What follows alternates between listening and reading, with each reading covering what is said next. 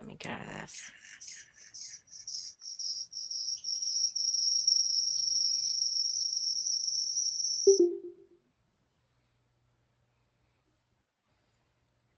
Okay.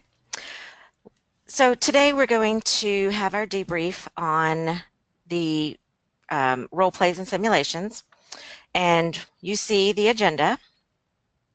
So first we're going to talk about our successes. So let's talk about what you felt some of the successes were that you had during the role play or the simulation as an academic discussion. And you can talk about any of these bullet points, one of the bullet points, whichever one you're most comfortable with.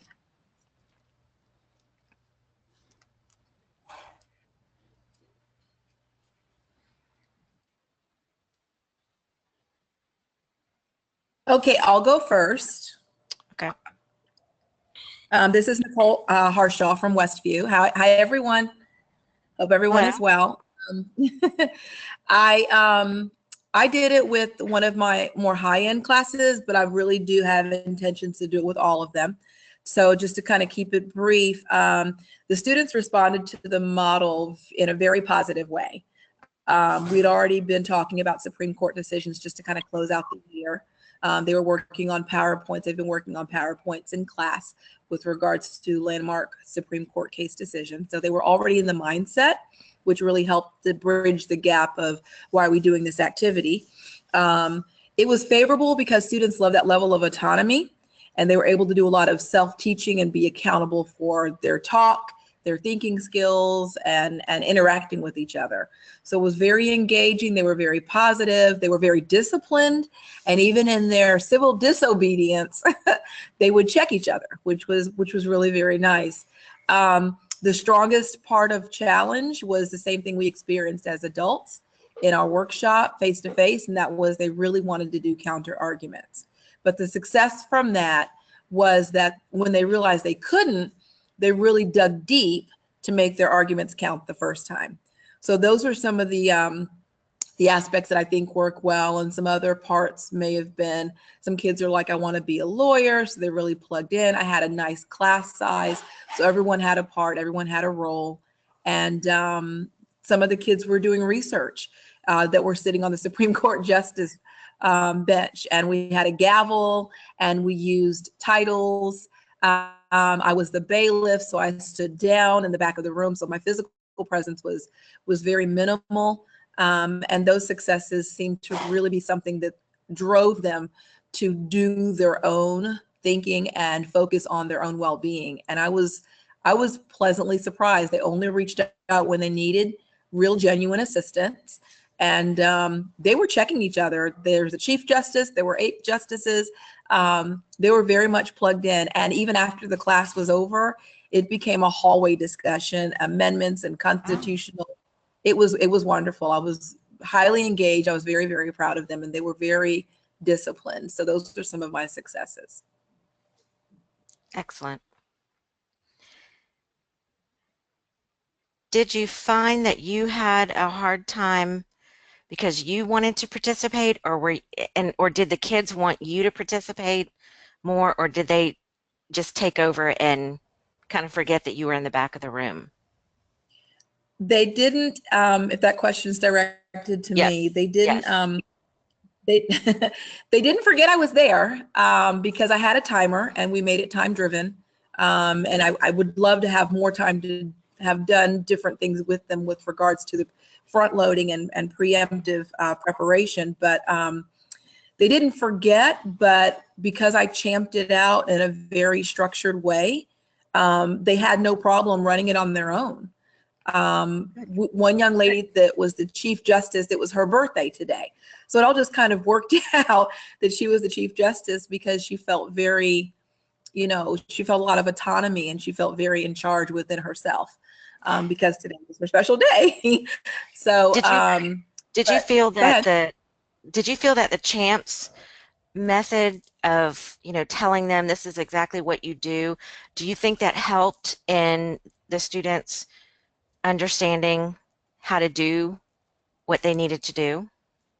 I very much think that champing it out is a vital aspect of it prior to even beginning, because it sets forth the expectation so the kids have a firm grasp on not so much do's and don'ts, but more so, this is how I'm going to manage self.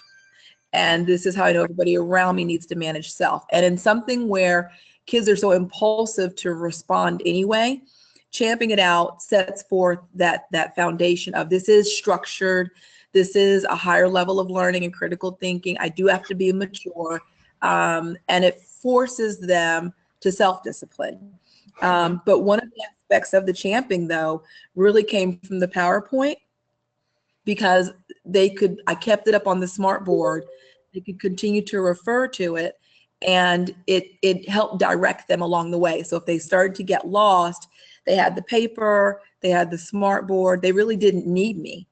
And the only time they needed me was because they really wanted to counter argue. So they looked back at me with these puppy eyes, like, please, can I say something?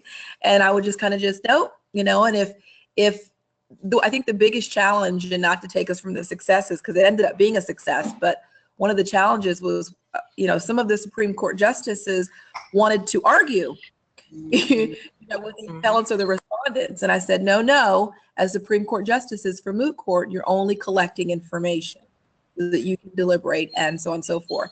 So knowing that, they were checking each other, and that became a success. But champing it out was definitely allowing for the classroom to be autonomous and for the teacher to step away and not be visibly present. Did you like that you didn't have to stand and be the director for everything? I did. I very much did. That's as brief as I can say that. I really did. Yeah. And because I think as teachers, not just this time of year, but all throughout the year, we go, and we push and we drive and we encourage and we guide. This allowed me to, I guess for me, for having 8th graders, at the end of the year, I could stand back and say, they understand my expectations as the authority in the room. They understand my expectations as the teacher in the room, and they understand my expectations for this assignment. With all that I've taught them with learning strategies and routines and rituals, that's the bare minimum. I should be able to step away, having shown them the 2 PowerPoints that, that I use, that were given to me by Miss Robleski. She forwarded those to me so I could make sure that everything started off really well. And then she and I collaborated even briefly, because we're here at the same school, and that helped. But stepping away, I liked it as a teacher, because we want to see the students do independent learning. We need to see self-guided, self-teaching, and it has to be not just student-driven, but student-centered, or not just student-centered, but student-driven. And I think that it was an authentic way of making sure that they could speak to the verbiage of the standards, they could show and demonstrate they understood them, and as a teacher, I could stand back and see where they're struggling, so I can help bridge the gaps even after the fact with graded or non-graded assessments. So it really helped me see, do they really know, or were they struggling with simple language, or could they come out with complex information? And it was a combination thereof. So it gave me a chance to genuinely observe my teaching methods and their learning levels. So yeah. Good. I also like that it teaches the kids how to think critically. They have to defend what they're saying with evidence, and I think critical thinking is very vital. Anything, Shannon, on the chat? Yeah, John Meeks said that his students responded favorably to the topic of Texas v. Johnson, and they had a very constructive conversation about flag burning that stayed civil and respectful, that he enjoyed the activity and hoped to do it again next year, and that he agreed about champing it out and providing the structure for the students to follow. Ms. Robleski said, I agree with what Ms. Harshaw is saying about the levels of engagement was amazing, and it was nice to be able to sit back and moderate so the kids could run the show. I had to periodically remind my students that they should be directing their arguments to the justices because they wanted to look and present to me. Did anyone else? I'm sorry, go ahead. She also said that she agreed with John. They enjoyed completing the activity. It's definitely something to use next year. And John said that He thinks that real-world issues increase student interest and engagement. This is one of the reasons I went into teaching social studies. The opportunity to discuss real issues that affect us. They were very mature and could teach the talking heads on cable television a lesson or two. Oh, isn't that the truth? Did anyone else have that problem of the students wanting to, and this could even be a challenge if you, I just changed the screen, um, where the students want to talk to you, and I try, I've tried several things, not looking at them, um, but I want them to know I'm paying attention to them, but that they have to talk to each other. To me, this was a challenge. What can I do next year? Because I really want to use this, but what can I do next year to even get the students to almost forget that I'm in the classroom, know that I'm in the classroom, but take it over truly? If anyone has any suggestions.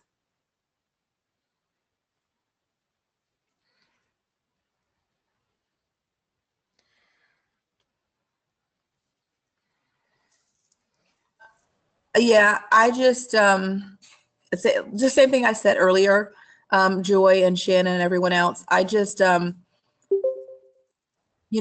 myself out of physical presence and being in the back of the room, using props, and thirdly, just saying that I have a role, and my role is a bailiff. And they're like, "What's a bailiff?" And so, identifying what the roles are, defining them, front loading that in the beginning, and saying, Chief Justices, Supreme Court Justice, Associate Justices, attorneys, you take precedence in the courtroom. I'm just the muscle. And they were like, "Oh," so I said, "I will only jump in as an adult if I'm needed, but otherwise this is your show."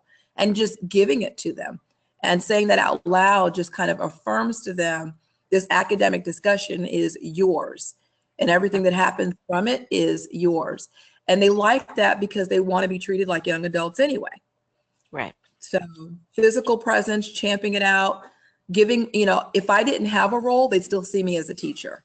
But when we take the time to say, I have a role too, and this is what my role is, then they can identify with where your placement is in the activity as a teacher. And if your placement and your role is not priority, they will remove you anyway because you've already identified that you're not the priority. So, yeah.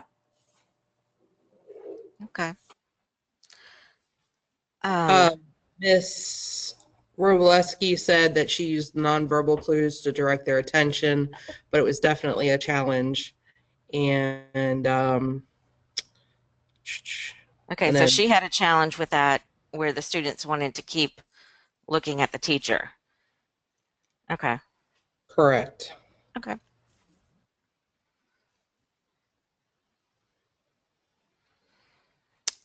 What else challenges did anyone experience?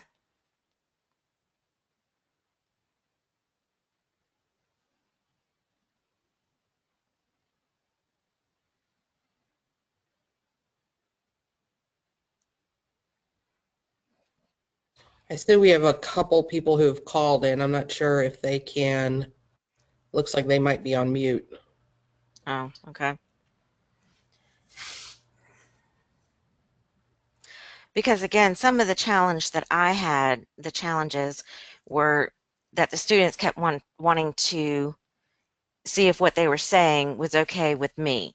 So they kept wanting to look at me instead of presenting to the justices or presenting their parts.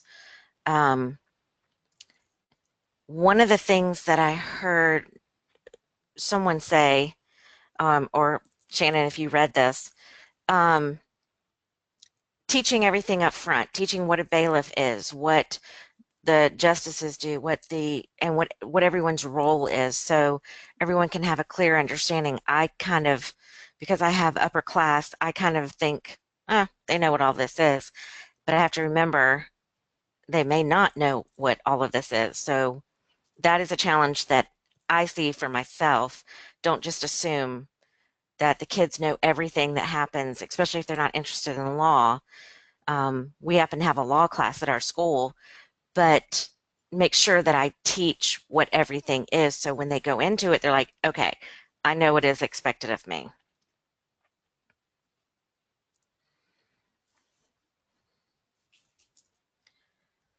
Alicia said that her students were also very engaged. I had to direct them at times to think like a cop as they were writing their report. My students did the lesson on the use of police force and had to respond to a specific scenario and what type of force cops should use in their example. They had no problem talking to each other, but sometimes they were thinking more like middle school age children, which I expected, but it was a challenge to redirect them to think how an adult would react in the scenario. And John also said time is the greatest challenge. Totally agree, John. I think that is always my biggest challenge, even with the 90-minute class. It seems like right when the kids are truly getting into this and getting where you want them to be, it's time, the bell rings and it's time to go.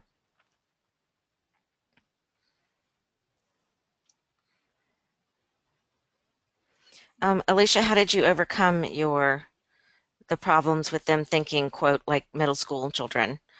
Because I have a problem with them thinking like high school students, because a lot of them drive or they've interacted with the police or they've done some of these things. So how did you overcome that?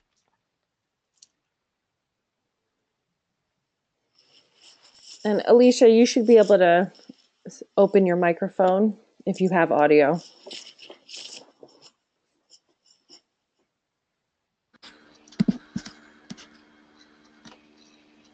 Okay, I think I did it. Can everyone hear me? Yes. Okay. Hi.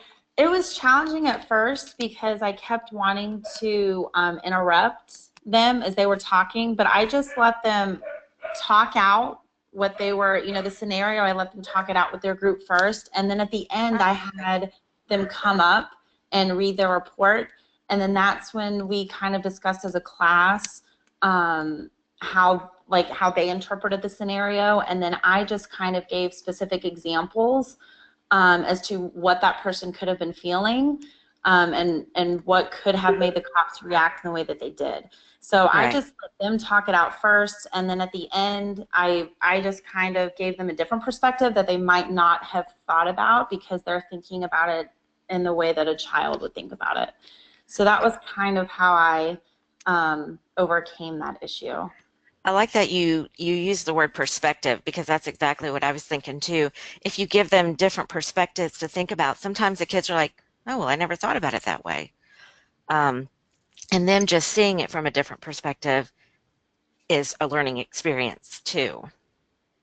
Right, and I think the purpose that I was trying.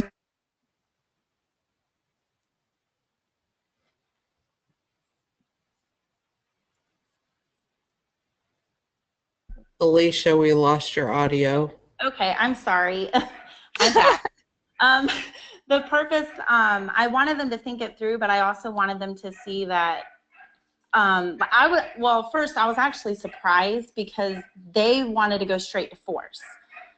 And it was kind of funny because in the beginning they were saying that they think that cops sometimes use too much force. So that was a good learning experience too, because we could kind of talk about, some of the things that they had heard on the news and some of the things that they had read about. So I thought it was a really good, real world experience that we could bring into it as well.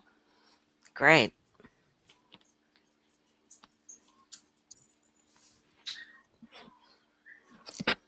Ms. Williams also said that the challenge was time. And Ms. Harshaw said after the activity, we took time to invest in post discussion to learn what worked and what did not work well. Oh, I like that.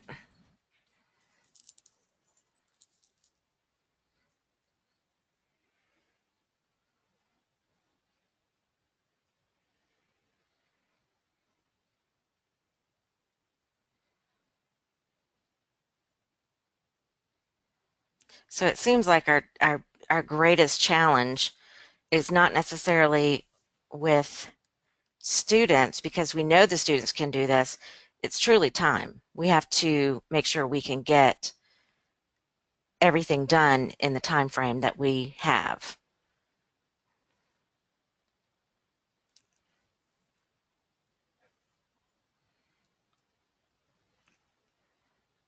Yeah. Any other successes, challenges that you guys had during this experience?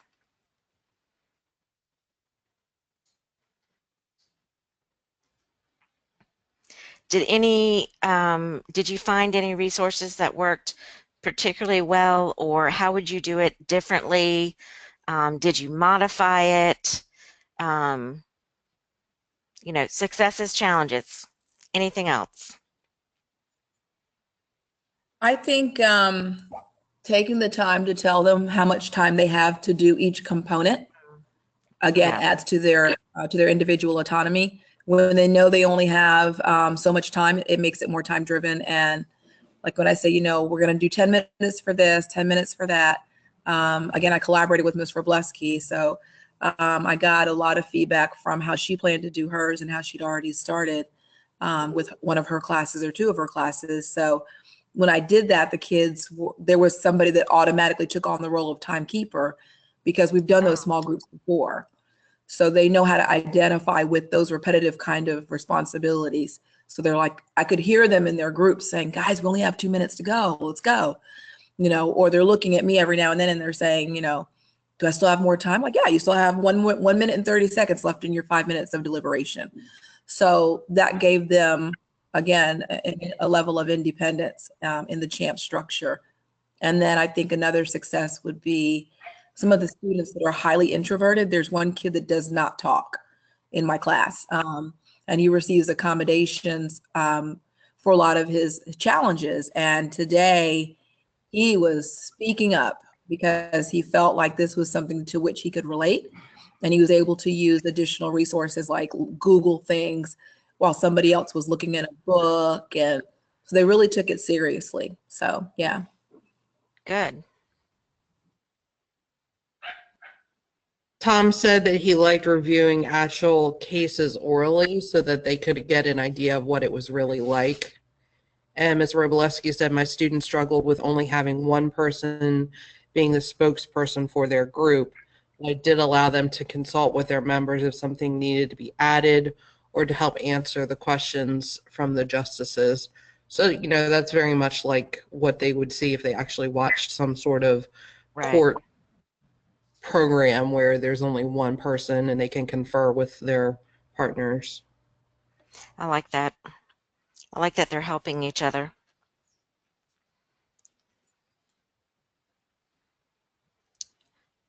Okay, any other successes or challenges for the group?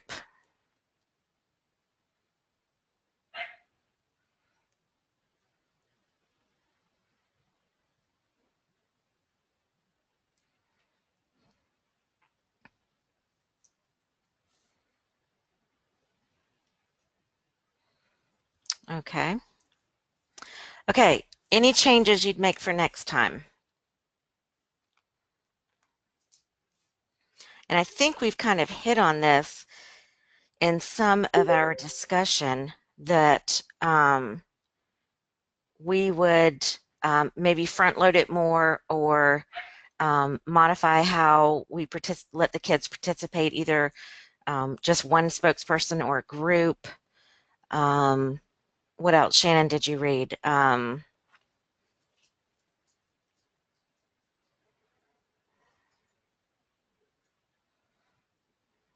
I like the fact that some were talking about champing it. I like that we talked about that we would kind of show what everyone's roles were, how to do this. I can't remember some of the other things that I know that we've talked about in the chat. Reviewing actual cases. Did anyone role play, kind of do a mini one of these before they did a big one? Or is that just, nah, don't need to? Ms. Harshall said that the PowerPoints were good. I think it would depend on the age level. For the 7th, 8th graders, you may need to kind of review what an actual case looks like. and how an actual case differs from a Supreme Court case. Right. So, that might be important background information. Okay. Did I anyone? actually put that on my, go ahead. No, go ahead. I was going to ask a question. Go ahead. I actually put that on my, on the discussion board, that it would have been nice to, maybe next time that I do this, I will have them view, maybe find a YouTube video or something else that's more authentic that can come through our T2T collaboration, to show the kids a short 3 to 5 minute video on other students or something that's modeled of a real live moot court session. So they can kind of get a feel for what it's like in real life, to what Tom, I think, or someone else was saying earlier, the real life court cases is authentic to them learning the standards. And so I think it adds to the academic discussion being a real, this is what I need to understand kind of feeling. For 8th graders, for me, prior to going to high school, I think it sets them up for being, really plugged in and invested into their academic requirements.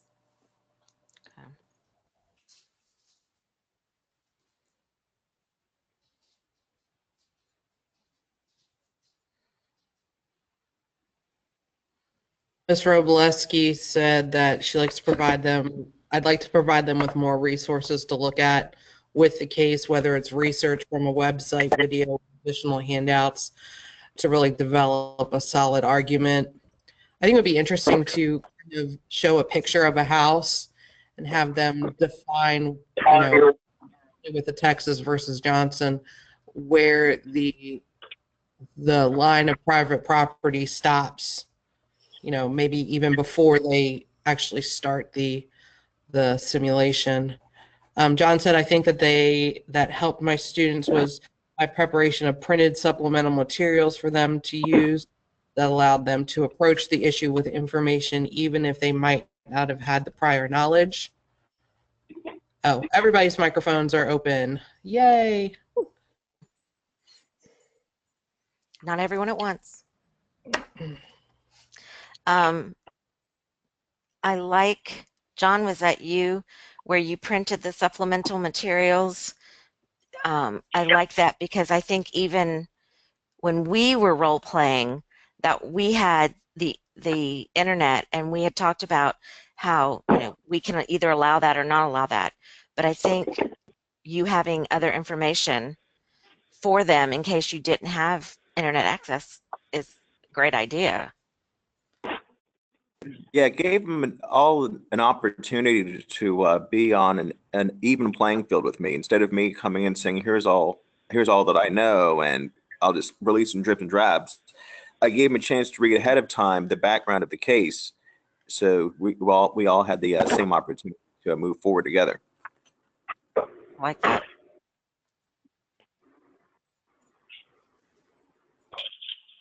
Did anyone else make changes? You can just go home. Ms. Robleski said I'd also consider doing 2 cases at once and making the group smaller. If groups are too large, engagement may slip. The challenge to that would be to ensure that they are staying engaged with the other case while the other case is presenting, but you can have students answering questions during the presentation. Mm-hmm.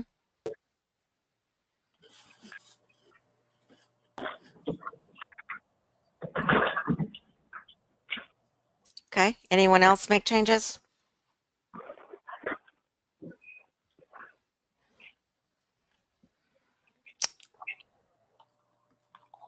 Okay. All right, next steps.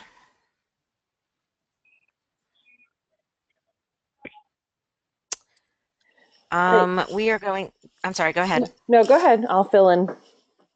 No, I was just going to say the wrap-up webinar is the 31st, 7 p.m. And Shannon and I will make sure that you get any logon information. Once we get it, we will definitely pass it on.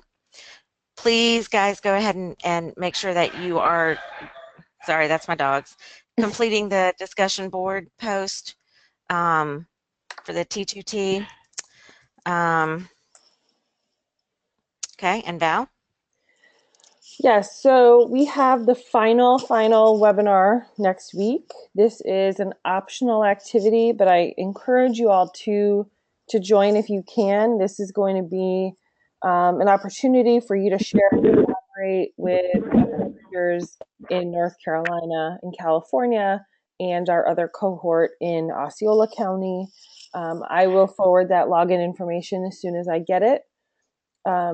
After that webinar, I'm going to start collecting all the information I need in order to process your stipends.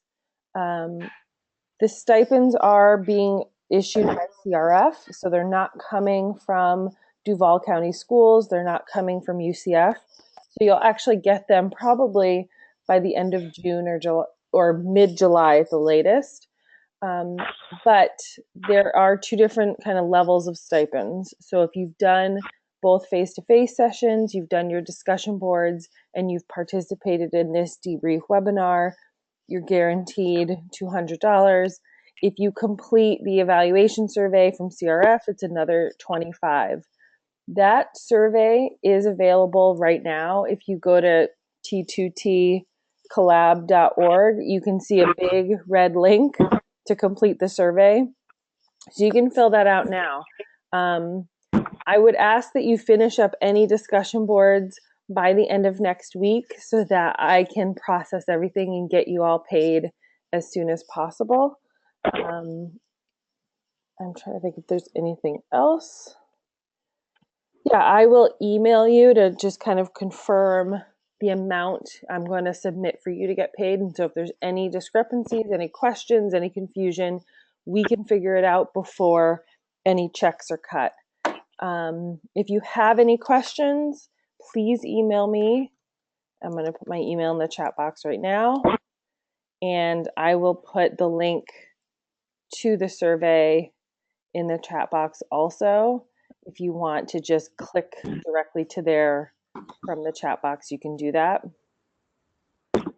But those are my announcements, really. If Joy and Shannon, if you guys have anything else. No? I would just encourage people to join next year so we can have another cohort.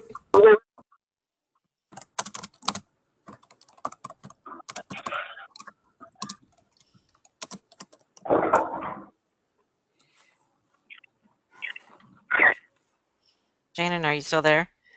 So the survey that I just shared, that's on the homepage of the Collab site, is just it's an evaluation for you to give your feedback on the whole program. It's going to go directly to CRF. Additionally, the May 31st webinar is not required. It's just kind of a unique opportunity to finish up. I know everyone has got a lot going on with the end of the school year, but we want to make that opportunity available if you'd like to participate.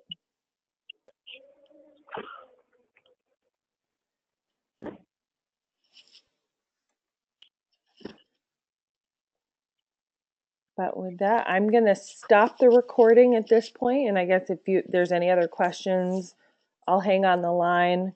But otherwise, thank you all so much, and I wish you kind of a good last few days of school. Brent is asking if the 531 webinar is required. No, it's not required.